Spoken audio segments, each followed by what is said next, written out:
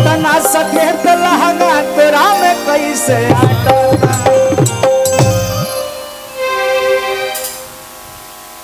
स्वामी आप अभी तक छाछ पड़ा 1 मिनट सदन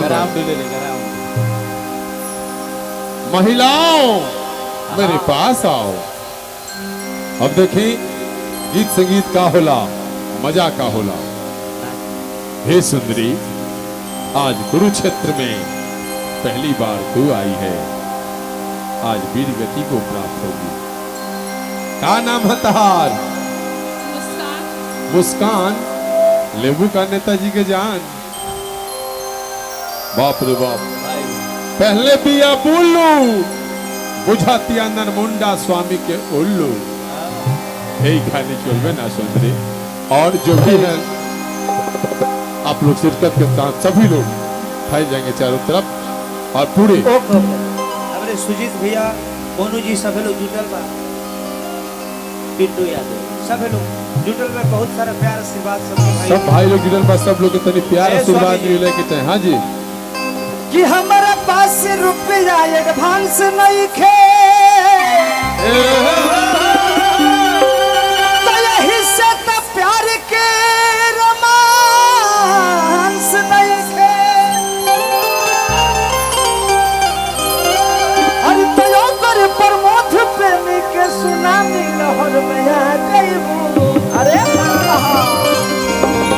तो बच्चे के कोनो चांस नहीं खे।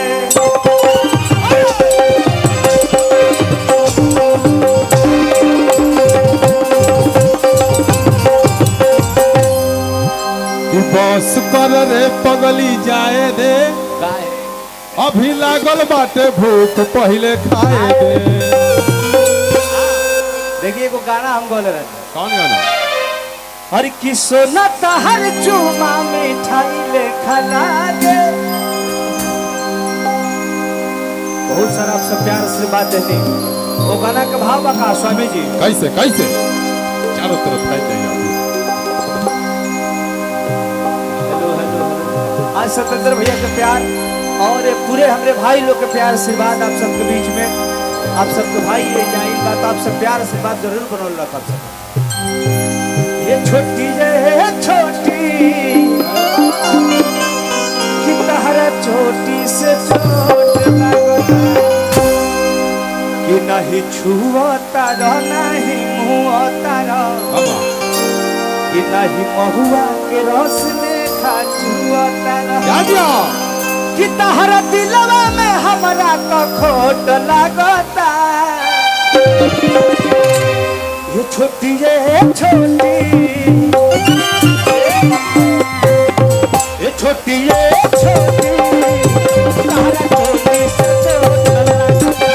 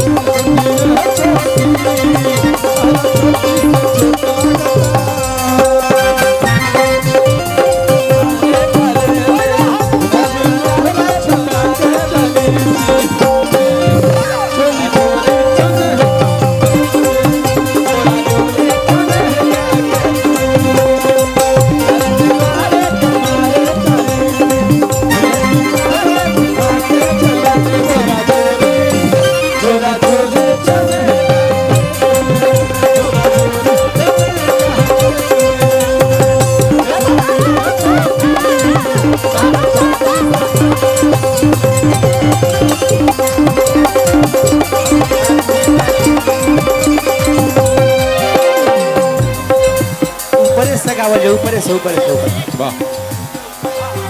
सेल्फी बाद में आप लोग लीजिएगा प्लीज।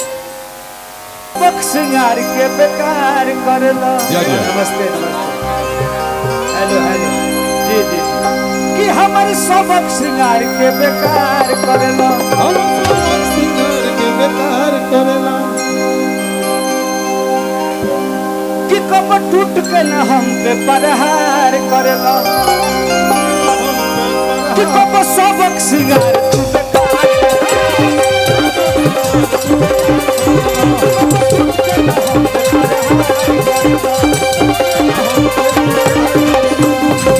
गोरी बटला या घटला से बन जाई बेटी सुरतिया दिखल जाई।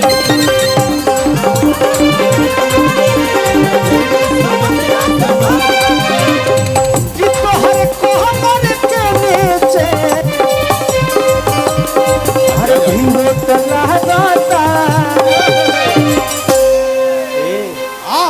कि तोहरा कोहबर के नीचे भी ओट लगाता। ये छोटी है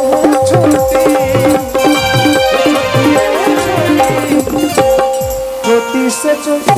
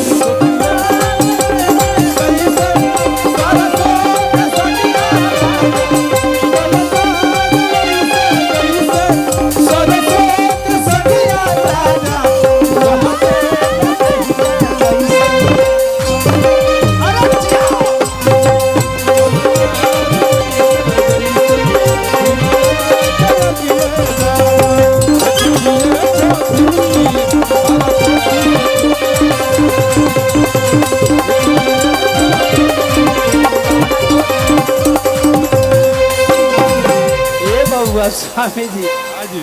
छोटी है और